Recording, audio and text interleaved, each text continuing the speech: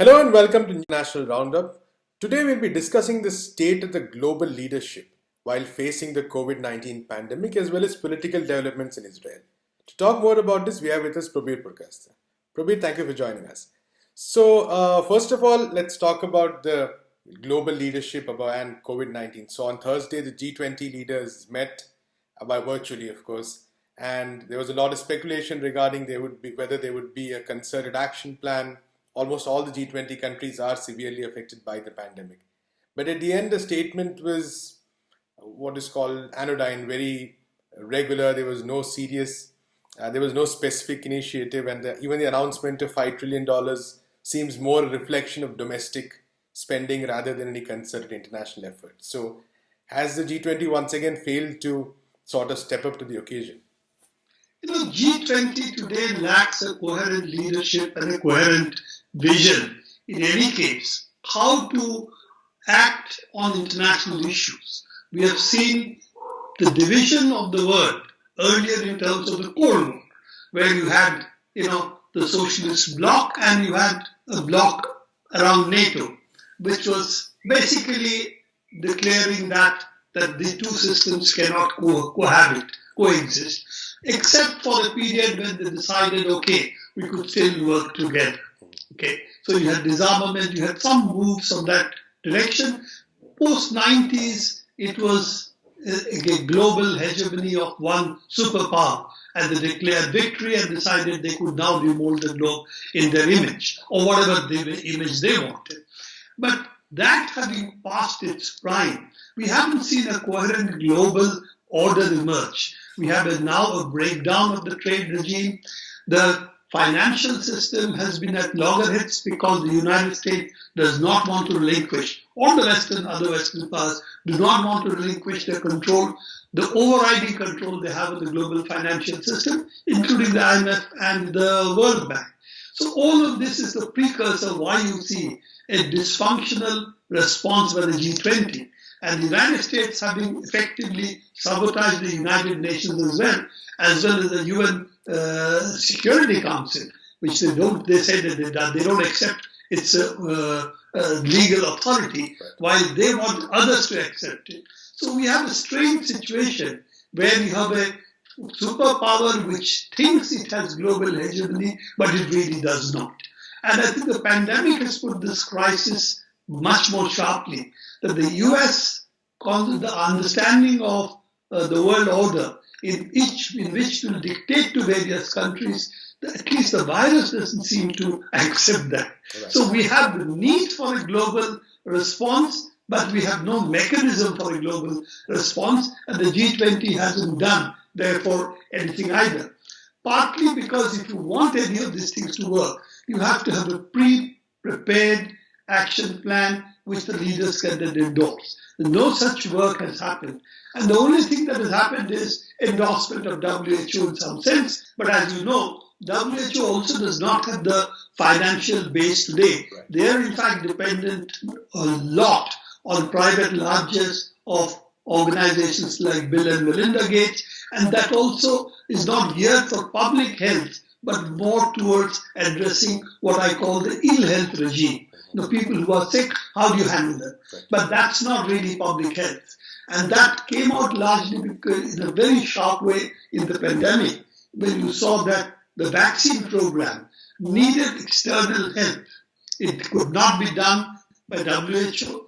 It could not be done by countries depending on private sector. Then you had this global health initiatives which came essentially from pooling money from various foundations and some governments into vaccine initiatives. And I think the pandemic has shown that the major thrust now should be on global efforts to bring out quickly a prophylactic, something which can be used, not vaccine. Vaccine, of course, is the ultimate prophylactic. Some medicine which will work in the short run, what is being called repurposing drugs with existing drugs, and then of course the vaccine. This is the global health system, but it also needs to be backed up by ventilators, by basically life-saving equipment. And how do you have a global supply chain doing that? What is being called personal protective gear. If you don't protect your hospital staff, How do you face the first wave, the second wave of the infections which are likely to come? Because that's your front line of defense. And those are the kind of things, at least, they could have taken a far more integrated approach. But I don't see anything really spells any of it out. So it's still what I would call beggar thy neighbor policy. Each country will be looking for itself without any global solidarity or a global effort. Right. In fact, President Xi of China had suggested that the G20 health ministers meet and have some sort of a joint strategy to address this issue, but nothing seems to have come. And the US seems to, even now, despite having the highest number of cases in the world, be focused on calling it a Chinese virus and proceeding in that direction, which even its allies are hesitant to endorse, because the previous day we saw the G7 foreign ministers, the allies met and the allies of the US refused to endorse a statement which said it's a Wuhan virus. So despite the fact that China is probably in a position to really help, it doesn't look like, especially the US, wants to actually promote that sort of cooperation. Yes, I think that's the challenge the US now faces. It does not have the global hegemony. And on the question of the COVID-19, it's not only not in a position to help, but it requires other people to give it equipment, fly swabs from, for instance, Italy, and so on. Right. Now, given that China is in a position to help, while US is not, they're on a difficult wicket how to prevent that from happening. And that's possibly one of the reasons to flag continuously the Chinese virus and the Wuhan virus, continue the vilification campaign without addressing today that if you want kits, you want ventilators, you want masks. Well, China is at least in a position to do it. And let's not forget, a huge amount of what I call APIs, the bulk drugs as we used to call them, they come from China today, and every country in the world is going to need it. So supply chains, how do you build global supply chains is the key issue. And as you know, the United States is not only not accepting any of that if you work it out globally, but it believes that it has the financial and other clout to get things for itself. But as you can see, even different states in the US don't seem to agree with President Trump on that. Right. So the US willingness to work internationally comes from its basic understanding that private sector will solve all the problems and markets will. But the biggest failures come when you have a public policy which demands really public interventions and not just markets. And I think the epidemics and pandemics are really that.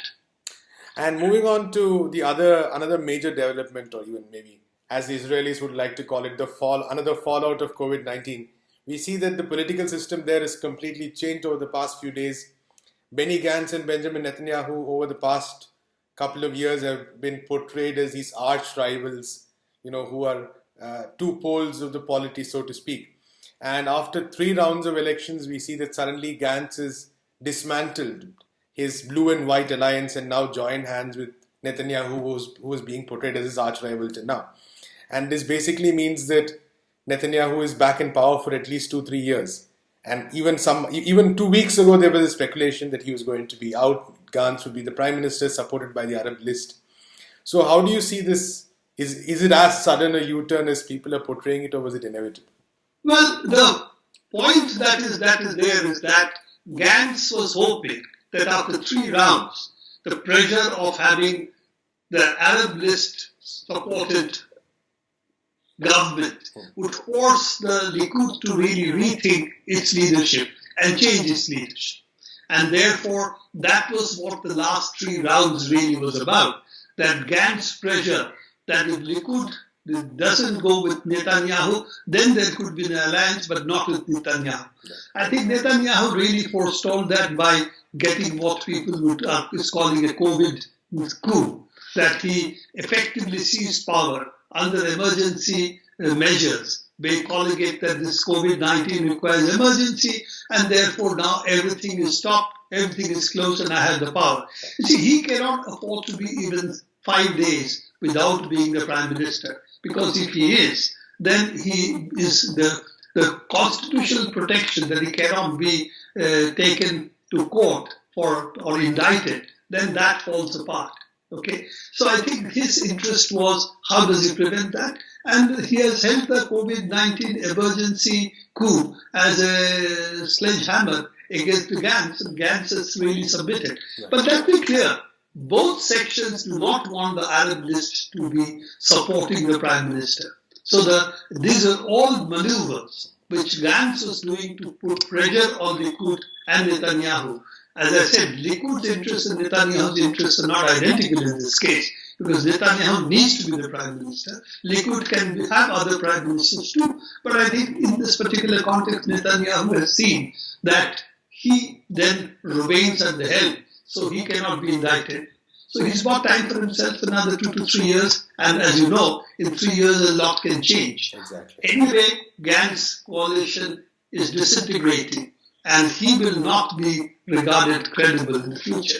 But the underlying problem is the Arab list, basically what would be called the citizens of historical Palestine, would never be allowed into the government, is basically the consensus among the Zionist population. And let's face it, the Zionist population, and I'm not calling it the Jewish population, the Zionist population who wants essentially a state in which the Palestinians the original Palestinian inhabitants should not have any rights. This is the one which still is the majority, unfortunately, among the Jewish population. And that is increasingly going to make it very difficult to have or reverse the process of this kind of state formation, which is essentially a Zionist state which excludes the original Palestinian inhabitants from the political structure.